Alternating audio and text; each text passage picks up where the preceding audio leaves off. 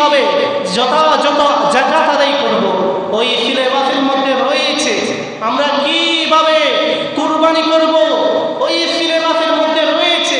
আল্লাহ বলেছে ওই সিলেবাসের মাধ্যমে তোমরা সুদ থেকে দূরে থাকো, জেনা থেকে দূরে থাকো, হারাম থেকে দূরে থাকো, ঘুষ থেকে দূরে থাকো, দুর্নীতি থেকে দূরে থাকো।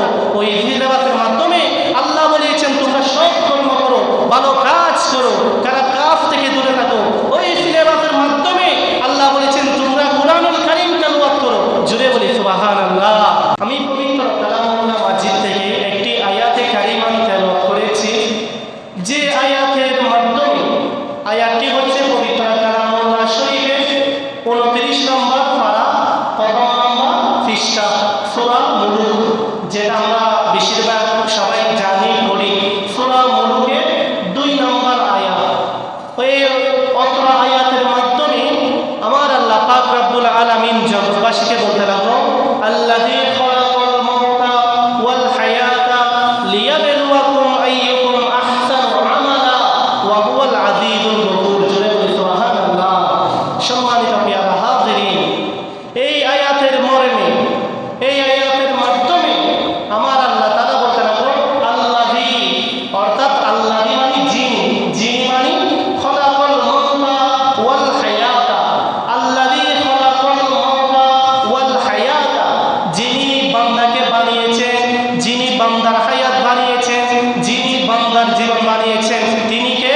আল্লাহ পাক রব্বুল আলামিন। আল্লাহ তাআলা বলতে লাগলো আল্লাযী খালাকা, যিনি সৃষ্টি করেছেন, অর্থাৎ আমি আল্লাহ সৃষ্টি করেছি আল মাউতা, বান্দার মৃত্যু, ওয়াল হায়াতা, এবং বান্দার জীবন, লিয়াবলুয়াকুম, তোমাদেরকে পরীক্ষা করার জন্য। জুড়ে বলি সুবহানাল্লাহ। আল্লাহ বলতে লাগলো এই জগৎবাসীরা, এই আমার বান্দারা শুনো, আমি আল্লাহ তোমাদেরকে দুনিয়াতে পাঠিয়েছি এদিকে সেদিকে ঘোরাফেরা করার জন্য নয়, নাচানাচি করার জন্য নয়, আর আমার ইবাদত থেকে গাফিল হওয়ার জন্য নয়। ওগো আল্লাহ কি জন্য পাঠিয়েছেন? আল্লাহ বলে ওয়াল হায়াতা লিয়াবলুয়াকুম, তোমাদেরকে পরীক্ষা করার জন্য। জুড়ে বলি সুবহানাল্লাহ। ওগো আল্লাহ, আল্লাহকে যদি প্রশ্ন করি কি রকম পরীক্ষা?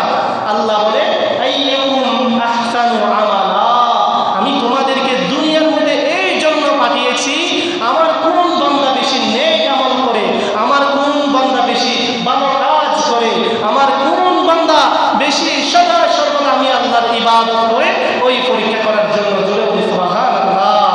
তারপরে বলতে লাগলো ওয়া হুয়াল আজিজুল গফুর, ওয়া হুয়াল, এবং তিনি আজিজ, সর্বশক্তিমান, আল গফুর, ক্ষমাশীল। জুড়ে বলি সুবহানাল্লাহ।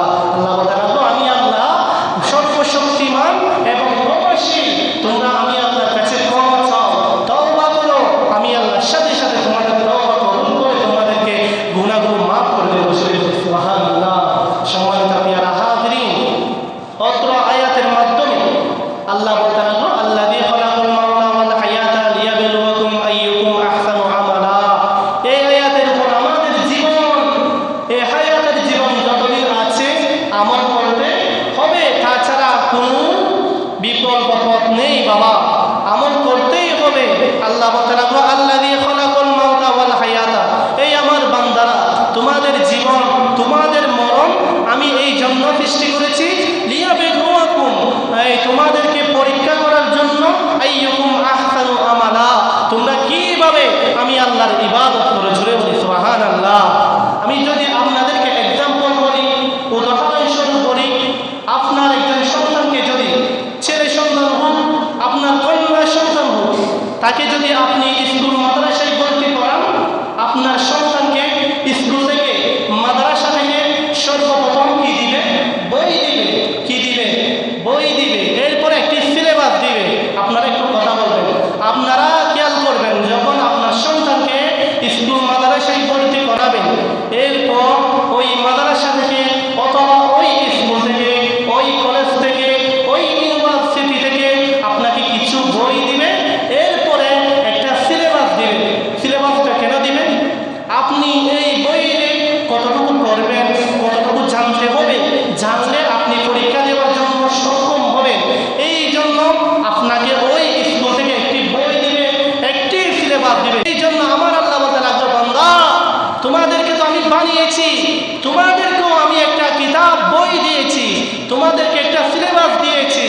আল্লাহকে যদি বলে গো আল্লাহ আপনি কই দিয়েছেন, আমরা তো দেখি নাই। আল্লাহ বলবে বান্দা দিয়েছি দিয়েছি, তোমাদের কাছে আমি এমন একজন শিক্ষক পাঠিয়েছি যার মাধ্যমে পুরো বিশ্ব পুরো ওয়ার্ল্ডকে আমি আল্লাহ চেঞ্জ করে দিতে চাই। জোরে বলি সুবহানাল্লাহ। আল্লাহকে যদি বলি গো আল্লাহ আপনি আমাদেরকে কই দিয়েছেন, আল্লাহ বলবে তোমাদের মাঝে একটা কালামুল্লাহ মাঝি তথা 30 পারা কোরআন দিয়েছে না? জোরে বলি সুবহানাল্লাহ। ওই কোরআনটি হচ্ছে তোমাদের বই। ও আল্লাহ সিলেবাস কই? আল্লাহ বলবে সিলেবাস হচ্ছে আমার আকা, আমার মাওলা, আমার নবী মুহাম্মদুর রাসূলুল্লাহ সাল্লাল্লাহু আলাইহি ওয়াসাল্লাম হচ্ছে তোমাদের সিলেবাস, তোমাদের শিক্ষক। জোরে বলি সুবহানাল্লাহ। আমাদের কাছে এমন কামলিওয়ালা নবী যে সমস্ত কোরআন হাদিস নিয়ে এসেছেন সবগুলোর মধ্যে মনে করেন আমার আল্লাহ পাক রব্বুল আলামিনের সিলেবাসটি রয়েছে। ওই সিলেবাসের মধ্যে রয়েছে আমরা কিভাবে দৈনন্দিন 5 ওয়াক্ত নামাজ আদায় করব। ওই সিলেবাসের মধ্যে রয়েছে আমরা কিভাবে মাহে রমজানুল মুবারকের 30টা রোজা আদায় করব।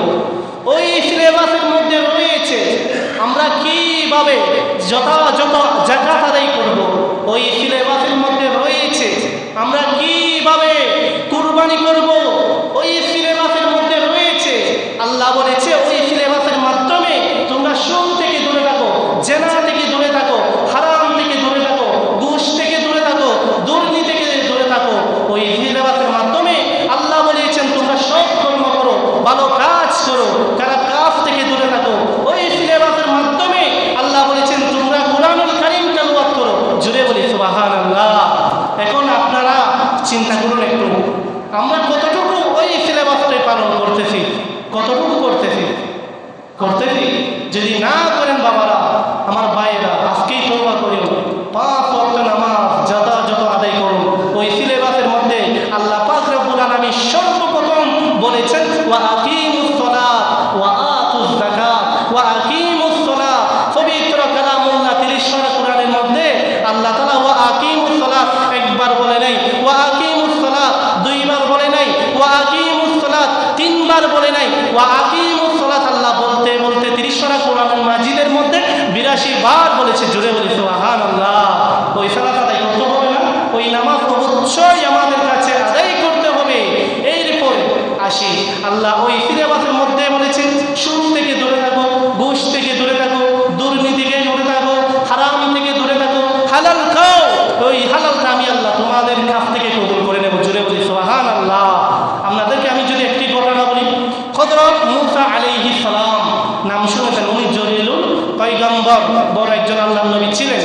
হযরত মূসা আলাইহিস সালামের যুগের মধ্যে একজন ব্যক্তি হযরত মূসা আলাইহিস সালাম ঘর থেকে একটু হাঁটার জন্য বাহিরে গেলেন। বাহিরে গিয়ে দেখতে লাগলো একজন ব্যক্তি 2 চোখের পানি কান্না করতে করতে তার দাড়ি পর্যন্ত ভিজে গেল।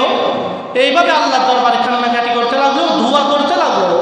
হযরত মূসা আলাইহিস সালাম ওই ব্যক্তিকে অনেকক্ষণ যাবত দেখে থাকলো। এরপরে আল্লাহ পাক রব্বুল আলামিনের কাছে মূসা আলাইহিস সালাম জানতে চাইল, ও আল্লাহ আপনার কাছে আমি দেখতেছি এই মানুষটি অনেকক্ষণ যাবত কান্নাকাটি করতেছে, অনেকক্ষণ যাবত 2 চোখের পানি ফেলতেছে, আপনি কি তার দোয়া কবুল করেছেন? আল্লাহ বলে মূসা না, আমি ওই বান্দার দোয়া কবুল করি নাই। জোরে বলি সুবহানাল্লাহ। মূসা আলাইহিস সালাম বিনয়ের সাথে আল্লাহ পাক রব্বুল আলামিনের কাছে জানতে চাইল, ওগো আল্লাহ আপনি তার দোয়া কবুল করছেন না কেন? আপনি তার দোয়া কবুল করছেন না কেন? তখন আমার আল্লাহ পাক রব্বুল আলামিন হযরত মূসা আলাইহিস সালামকে ওহীর মাধ্যমে বলতে লাগলো, এই মূসা শুনে রাখো ওই ব্যক্তিটি হারাম খায়, ওই ব্যক্তির মগরের মধ্যে হারাম রয়েছে, যার কারণে আমি আল্লাহ তার দোয়া কবুল করতেছি না। জোরে বলি সুবহানাল্লাহ।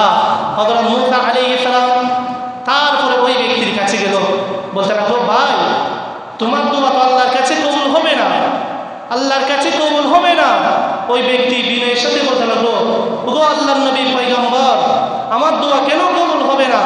তখন হযরত মূসা আলাইহিস সালাম বলতে লাগলো, আল্লাহ পাক রব্বুল আলামিন আমাকে ওহীর মাধ্যমে বলে দিয়েছে তোমার কাছে নাকি হারাম অর্জন রয়েছে, তুমি যে পোশাক পরেছো ওই পোশাকে হারামের টাকা রয়েছে, তুমি যে খাদ্য খাচ্ছ ওই খাদ্যের মধ্যে হারামের টাকা রয়েছে, তোমার ঘরের মধ্যে আল্লাহ তাআলা বলেছে হারাম উপার্জন রয়েছে। সাথে সাথে মূসা আলাইহিস সালাম